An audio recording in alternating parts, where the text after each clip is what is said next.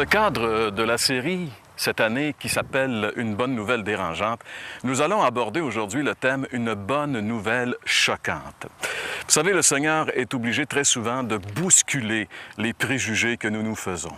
Et parmi ces nombreux préjugés, il y en a un qui est celui de juger les autres sur l'apparence.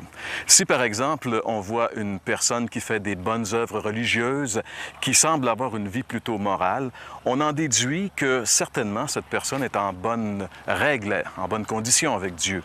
Par contre, si on voit une personne aux mœurs plutôt légères, une vie plutôt louche, on en déduit que c'est fort probable que cette personne-là n'ait aucune relation avec Dieu.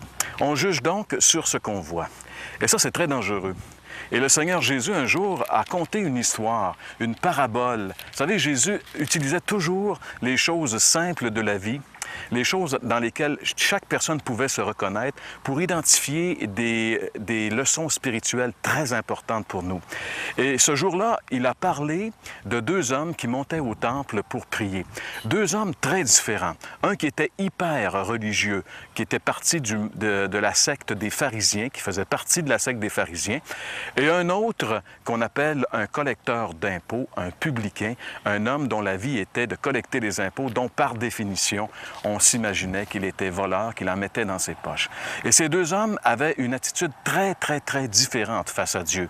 Et c'est ce que le Seigneur nous dit. Et j'aimerais qu'on lise ensemble ici, justement dans l'Évangile de Luc, chapitre 18, les versets 11 et 12 qui nous donnent la prière de ce pharisien. Il dit ceci: « Le pharisien debout priait ainsi en lui-même: « Ô Dieu, je te rends grâce de ce que je ne suis pas comme le reste des hommes, qui sont ravisseurs, injustes, adultères, ou même comme ce publicain. Je jeûne 2 fois par semaine, je donne la dîme de tous mes revenus. » C'était la prière de ce pharisien.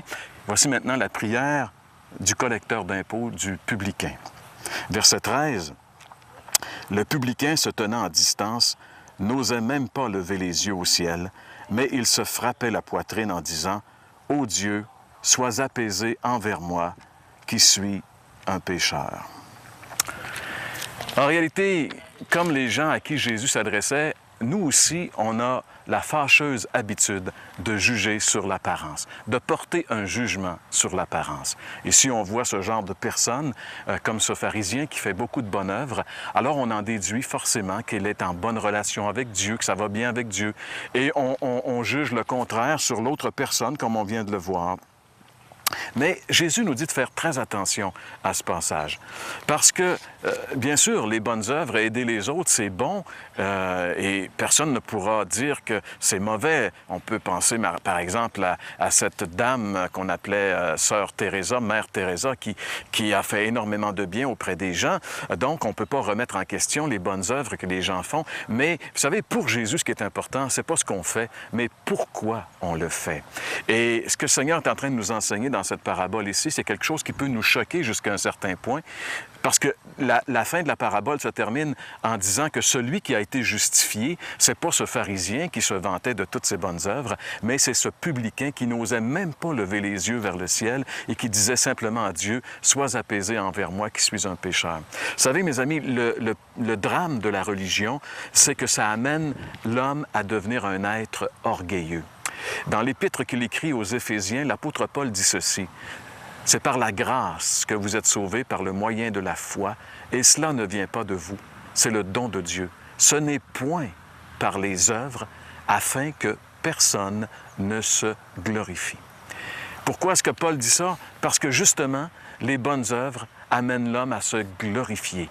Si vous prenez la prière de ce pharisien, je, c'est toujours lui qui est en premier. J'ai fait ci, je fais cela, je jeûne, je donne ma dîme, je vais à tous les services religieux, alors que l'autre ne peut même pas lever les yeux vers le ciel.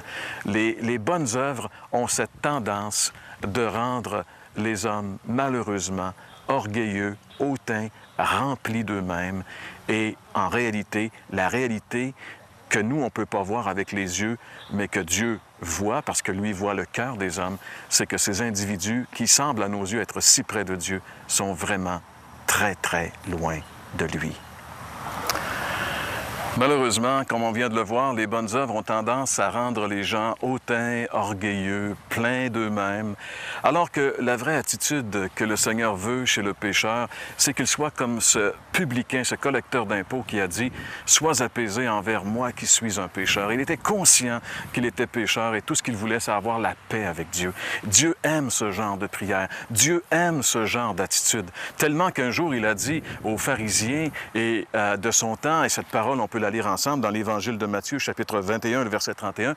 Jésus a dit ceci, « Les publicains et les prostituées vous devanceront dans le royaume de Dieu. » C'est une parole très choquante qu'il a dit à ces gens religieux. Il a dit en regardant les publicains qui étaient considérés comme les parias de l'époque et les prostituées, il a dit ces gens-là vont vous devancer dans le royaume de Dieu. Pourquoi? Et parce qu'ils ont été beaucoup plus réceptifs à la parole et à la personne de Jésus que ces gens remplis d'eux-mêmes qui n'avaient pas besoin de Jésus. Ils avaient tout dans leur religion. Ils se croyaient corrects. Alors que la Bible dit que pour être sauvé, c'est pas de faire des choses, mais c'est de croire uniquement ce qui a été accompli par Jésus à la croix. Cette parole, on la lit dans l'Évangile de Jean. Un jour, les gens ont demandé à Jésus, « Que faut-il faire? Quelles œuvres faut-il faire pour faire les œuvres de Dieu? » Et Jésus leur a répondu en disant, « L'œuvre de Dieu au singulier, c'est que vous croyez en celui qui l'a envoyé. » C'est dans l'Évangile de Jean, chapitre 6, les versets 28 et 29.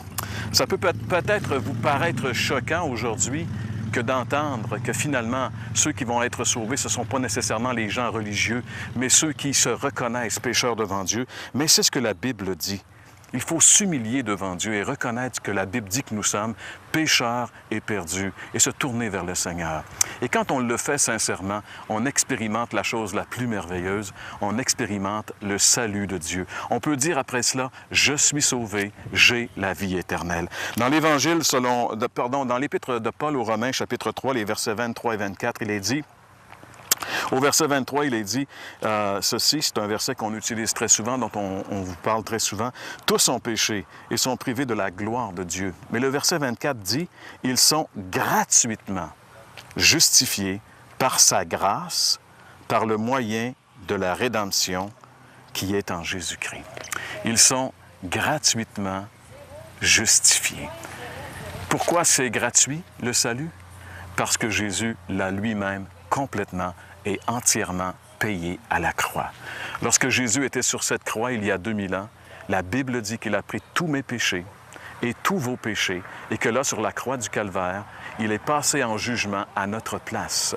Et si nous voulons que nos péchés soient pardonnés, si nous voulons avoir dans cette vie une nouvelle vie, une nouvelle assurance, et si nous voulons faire face à l'éternité, parce que vous le vouliez ou non, chacun d'entre nous, un jour, nous allons mourir, et ce jour-là, on va faire face à la réalité spirituelle, mes amis.